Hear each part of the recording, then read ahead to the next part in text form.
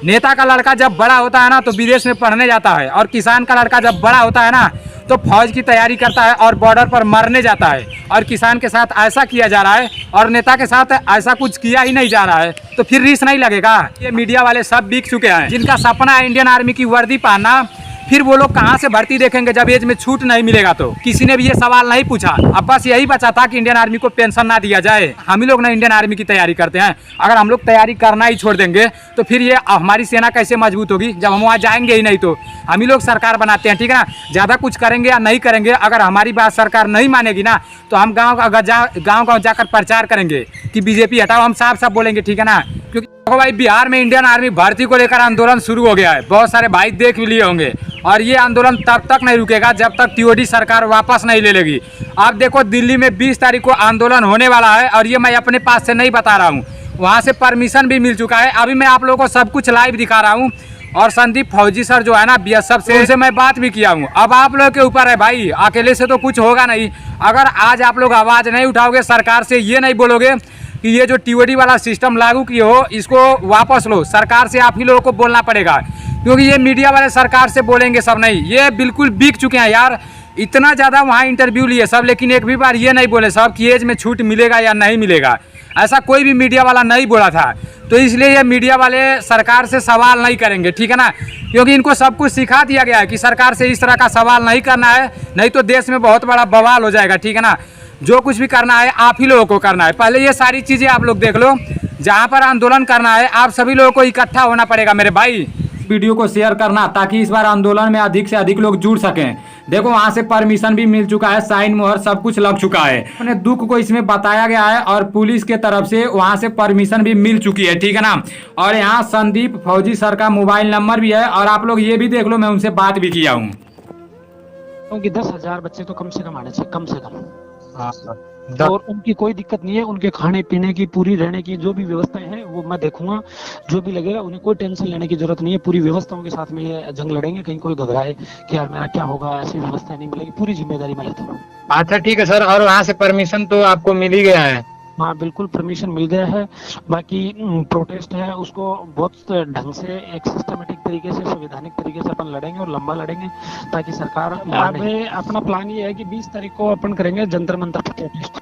हाँ, जंतर मंतर पे अपना प्रोटेस्ट होगा सुबह 10 बजे से। हाँ, सभी बच्चे हैं वो अपना 2-5 दिन का सामान लेके आए, क्योंकि संघर्ष है वो नहीं चलेगा, एक दिन में खत्म नहीं होने वाला है। कितना दिन चलेगा? कोई पता नहीं है, जब तक टीओडी वापस नहीं ले तब तक 6 महीने भी चल सकता है, पर कम से कम 2-4 दिन का वो अपना लेके आए। हम पूरे पुरजोर से कोशिश करेंगे कि जल्दी सरकार झुक जाए और मान ले। हाँ, 5 ही बच्चे हैं, 15 हो गई, 20 को गई। अच्छा ठीक है सर, अब देखते हैं कितने लड़के आगे आते हैं। अगर लड़के आगे आ जाएंगे सब तो तब तो सरकार को झुकना पड़ेगा, अगर नहीं आएंगे, साथ नहीं देंगे सब, तो फिर दिक्कत हो जाएगा ना। आप साथ देके नहीं देके साथ करेंगे क्या? वो वही बात ना, नहीं देंगे जिंदगी भर रोना पड़ेगा, और क्या करेंगे? जिंदगी भर रोना पड़ेगा। आगे आने वाली पीढ़ियों को जवाब दे, क्या जवाब दोगे कि हम थे, हमारे टाइम पे ये हुआ और हमने इसको स्वीकार कर लिया।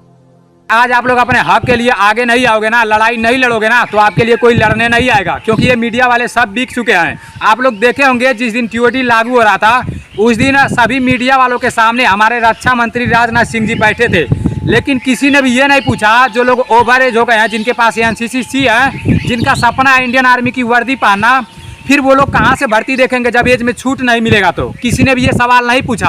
अगर ये सवाल हमारे रक्षा मंत्री से ये लोग पूछे होते ना तो फिर सरकार पर एक बहुत बड़ा आरोप लग जाता कि भाई हाँ, सरकार तो गलत कर रही है युवाओं के साथ। इसलिए भाई मीडिया वाला सवाल नहीं करेगा, जो नहीं पूछना रहेगा वही मीडिया वाला पूछेगा। इसलिए आप सभी लोगों को एकजुट होना पड़ेगा, इकट्ठा होना पड़ेगा।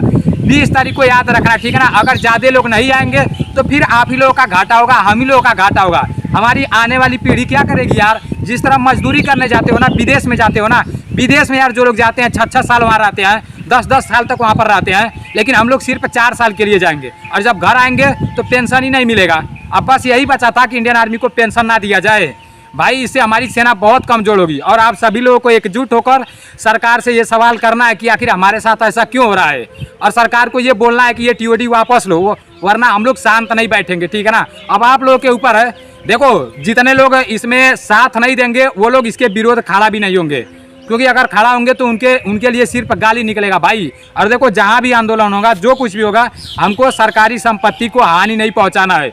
जो लेटर है इसमें साफ साफ लिखा गया है कि हम लोग शांतिपूर्वक वहाँ पर आंदोलन करेंगे और तब तक करेंगे जब तक ये सरकार टीओडी वापस ना ले ले। अब आप लोग एक दिमाग से सोचना, हम ही लोग ना इंडियन आर्मी की तैयारी करते हैं, अगर हम लोग तैयारी करना ही छोड़ देंगे तो फिर ये हमारी सेना कैसे मजबूत होगी जब हम वहाँ जाएंगे ही नहीं। तो नेता के लड़के जाएंगे, नेता के लड़के पता है क्या करते हैं, यहाँ घर से विदेश में जाते हैं पढ़ाई करने के लिए, अपने देश में पढ़ाई भी नहीं करते हैं, तो फिर वो लोग अपने देश के लिए लड़ेंगे कहाँ से यार। आप लोग खुद सोचो, कोई भी नेता का लड़का हो अपने देश में पढ़ाई ही नहीं करता है, दूसरे देश में जाता है पढ़ाई करने, ठीक है ना। और जब बड़ा हो जाता है तो पता है क्या करता है, वो अपने देश के लड़ने के बारे में तो कभी सोच ही नहीं सकता है, वो सिर्फ राजनीति में घुसता है, लोगों को बस एकजुट करता है और नेता बनता है और वही देश चलाता है। और जो मेहनत करता है, यहाँ दिन रात ग्राउंड पर जाकर दौड़ता है, वहाँ अपनी जान देता है बॉर्डर पर, उसके लिए आप लोग ये ऐसा कर रहे हो तो ये सब गलत नहीं हो रहा है भाई। दिमाग में इतना ज़्यादा प्रेशर है ना कि मुझे खुद नहीं समझ आ रहा है कि मैं इसके बारे में क्या क्या बोलूँ, मेरे पास वो शब्द ही नहीं है भाई। बस मैं आप लोगों से एक ही बात कहूँगा, जितना हो सके उतना दिल्ली में आना और 20 तारीख से आंदोलन शुरू होगा। अब आगे जो होगा वो देखा जाएगा, हमारे पास दूसरा कोई ऑप्शन भी नहीं है। अब तो हो गया है लागू ना। अब तो बहुत सारे लोग पहले बोल रहे थे कि नहीं होगा नहीं होगा, अब तो हो गया है ना। अब देखना आगे क्या होगा। जिंदगी बर्बाद है, सबकी की सबकी बर्बाद है, सिर्फ एक लड़के की नहीं। इस बात को याद जरूर रखना, नेता का लड़का जब बड़ा होता है ना तो विदेश में पढ़ने जाता है, और किसान का लड़का जब बड़ा होता है ना तो फौज की तैयारी करता है और बॉर्डर पर मरने जाता है। और किसान के साथ ऐसा किया जा रहा है और नेता के साथ ऐसा कुछ किया ही नहीं जा रहा है, तो फिर रीस नहीं लगेगा। हम ही लोग सरकार बनाते हैं, ठीक है ना। ज़्यादा कुछ करेंगे या नहीं करेंगे, अगर हमारी बात सरकार नहीं मानेगी ना तो हम गाँव जाकर प्रचार करेंगे कि बीजेपी हटाओ, हम साफ साफ बोलेंगे, ठीक है ना। किसी को ये उम्मीद नहीं था कि सरकार ऐसा करेगी। 4-4 साल से 5-5 साल से ग्राउंड में लगे थे सब, लेकिन सारा का सारा सपना खत्म कर दिया एक सेकंड में ही। अब आप लोग के ऊपर है, अब देखते हैं दिल्ली में कितना लोग आ रहे हो। चलो ठीक है, जय हिंद।